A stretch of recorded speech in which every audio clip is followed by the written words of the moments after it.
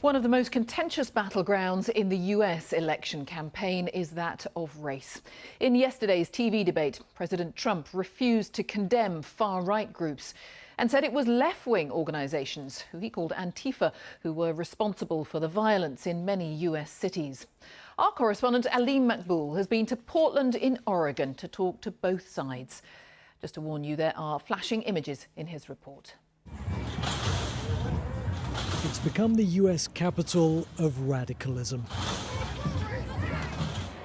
Most American cities have seen some demonstrations this year, but here they haven't stopped.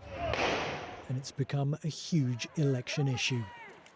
Well, this is what almost every night has looked like here in downtown Portland in the 4 months since the police killing of George Floyd in Minneapolis, with hundreds of protesters on one side, law enforcement agents on the other, and there have been many flashpoints of violence. Some feel over-aggression by the security forces has exacerbated tensions. But the White House says this isn't demonstrating about racial justice, just rioting by anarchists or Antifa. A riot is the voice of the unheard. So if you don't want riots, maybe you should listen. It's not Antifa in the streets, it's the people in the streets. It's the people that are being pushed around, the people that don't have food, the people that can't pay their rent. But it has led to loss of life.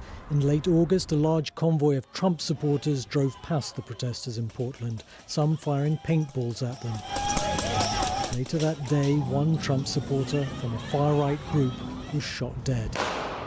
The left-wing activist who's suspected of killing him died in a police raid on his home. It's partly why the neo-fascist group, the Proud Boys, earlier this week decided to hold a rally in Portland. They'd predicted thousands would attend. In the end, it was a few hundred. We're here to shut down this violence and bring awareness, national attention. Hopefully Donald Trump sees this, and he's already decreed this an anarchist city, which is great because it's true. In the debate, when asked to condemn the actions of white supremacists, the president could only manage this. What do you want to call them? Give me a name. Give me a white name. Supremacists and white like me to condemn? White supremacists and right Proud Boys.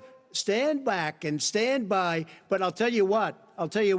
Somebody's got to do something about Antifa and the left, because this is not... The Proud Boys have reveled in his response. Back in Portland at the same time as the Proud Boys gathering, an illustration of the totally different worlds on display in the US these days. A rally still focused on why so many black people are killed by the police. They're trying to say that we're trying to destroy America and democracy, but they know that's garbage. They're just falling behind the rhetoric that dehumanizes us so that they can lower the value of our lives to justify committing acts of violence against us.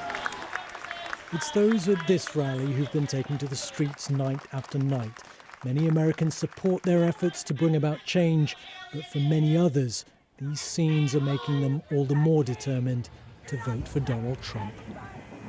Aleem Makboul, BBC News in Portland.